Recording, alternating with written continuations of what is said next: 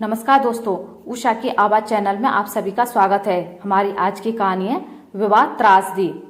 सविता के पति राजीव सरकारी नौकरी में थे।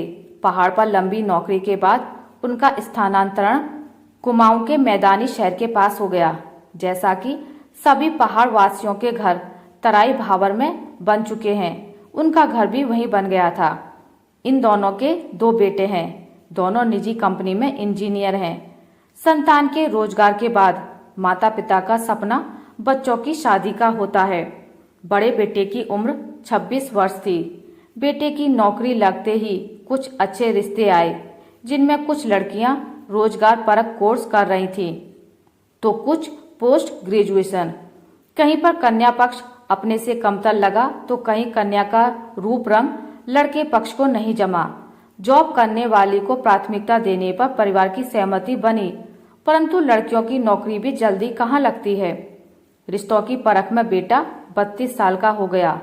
बीना हमेशा तर्क देती कि बेटे की उम्र निकली जा रही है, कोई पढ़ी लिखी संस्कारवान लड़की से शादी कर दो, अब तो वह अच्छा कमाता है। कुछ रिश्ते उसने बताए भी थे, पर बात नहीं बनी।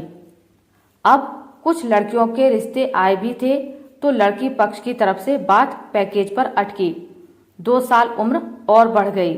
हालांकि इतने साल में बेटे का सैलरी पैकेज आकर्षक था। छोटे बेटे ने अपने ही साथ काम करने वाली लड़की को पसंद कर लिया था। माता पिता सैर राजी हो गए, पर शर्त यह थी कि बड़े बेटे की शादी के बाद ही छोटे की शादी होगी। दोनों बेटे विवाह की उम्र पार करने लगे। बड़ी मुश्किल से सुरेश जी के घर से रिश्ते आया था। लड़की मेघा भी इंजीनियर थी। उम्र भी 30 वर्ष के आसपास ही थी। आपस में मिलकर दोनों परिवारों की सहमति बन चुकी थी। फिर भी लड़की ने घर पहुंचने के बाद ही निर्णय सुनाने को कहा। 2 दिन हो चुके थे। आज अचानक फोन की घंटी बजते ही सविता दौड़कर किचन से कमरे में भागी, इस डर से कि फोन कट ना जाए। स्क्रीन पर तिवारी जी का नाम देखकर अपनी सांसों पर काबू रखते हुए उसने हेलो कहा। उधर से आवाज आई, नमस्कार भाभी जी, माफ कीजिएगा, यह रिश्ता नहीं हो सकता। पर क्यों भाई साहब? उसने पलटकर पूछा। अब भाभी जी आपको क्या बताऊं, लड़की ही मना कर रही है। अब आजकल के बच्चों को आप जानती ही हैं। अभी वह शादी करना नहीं चाहती। उन्होंने 2 टूक कहकर फोन काट दिया। सविता सर पकड़कर वहीं बैठ गई। यह भला क्या बात हुई? पहले ही मना कर देती। देखने दिखाने की औपचारिकता क्यों? उन्होंने कारण पूछने का मौका ही नहीं दिया। बड़ी मुश्किल से यह रिश्ता किसी रिश्तेदार के माध्यम से आया था। कुंडली मिलान के बाद देखने की रस्म हुई। शायद लड़की वाले तजुर्बेकार थे, इसलिए उन्होंने उन्हें घर पर ना बुलाकर कहीं मंदिर में बुलाया था। फिर अचानक यह फोन। सविता निराश हो गई। इतने में उनके पति भी कमरे में आ पहुंचे। क्या हुआ? तुम इतनी परेशान क्यों हो? सविता ने उन्हें पूरी बात बताई। उन्होंने तुरंत उस रिश्तेदार को फोन लगाया जो रिश्ता लेकर आई थी और इनकार करने का कारण पूछा। रिश्तेदार उनकी बुआ की बेटी थी। लड़की वालों द्वारा मना करने की जानकारी उन्हें भी नहीं थी। बाद में किसी जानकार द्वारा पता चला कि लड़की को कंपनी अमेरिका भेज रही है। अब वह यहाँ शादी नहीं करेगी। घर का वातावरण बोझिल हो गया। माता पिता की महत्वाकांक्षाएं बेटे पर भारी पड़ गईं। उन सभी लड़कियों का विवाह हो गया था जिनके रिश्ते सविता के परिवार ने ठुकरा दिए थे। तभी वहाँ सविता की मौसेरी बहन बीना आ पहुंची। बीना अक्सर ही अपनी मौसेरी बहन सविता के घर आती रहती है। एक तो दोनों बहनें ऊपर से एक ही शहर में पास पास ही रहती हैं।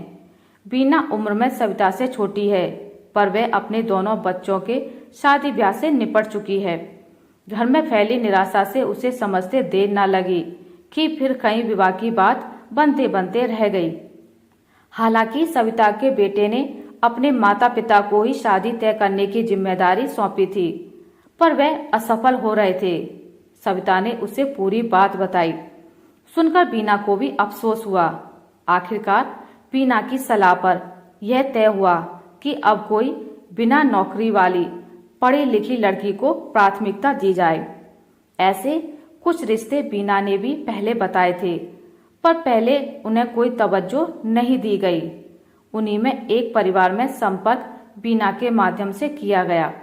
एक पढ़ी लिखी सुयोग संस्कारी लड़की जो किसी प्राइवेट स्कूल में पढ़ाती थी, उम्र भी ठीक ठाक थी। सभी ने विचार विमर्श कर उसी घर में बातचीत आगे बढ़ाई। रिश्ता पक्का हो गया। दोनों बेटों की धूमधाम से शादी हो गई। आजकल सही उम्र में शादियां नहीं हो रही हैं। इस मामले में लड़की पक्ष भी कम नहीं है। इससे अच्छा, इससे अमीर की चाहत में भी कई होनहार लड़कों की शादी नहीं हो पा रही है। ये रोज के देखे सुने किस्से हैं। अपनी पसंद का जीवन साथी चुनने का अधिकार सभी को है, परंतु शर्तों पर किए हुए विवाह सफल नहीं होते। आशा करती हूँ आपको मेरी आज की कहानी अच्छी लगी होगी। अगर आपको मेरी कहानी अच्छी लगी है तो इसे लाइक करें, ज़्यादा से ज़्यादा शेयर करें, और अगर आप मेरे चैनल पर नए हैं तो इसे सब्सक्राइब करना ना भूलें। मिलते हैं एक नई कहानी के साथ, तब तक के लिए नमस्कार।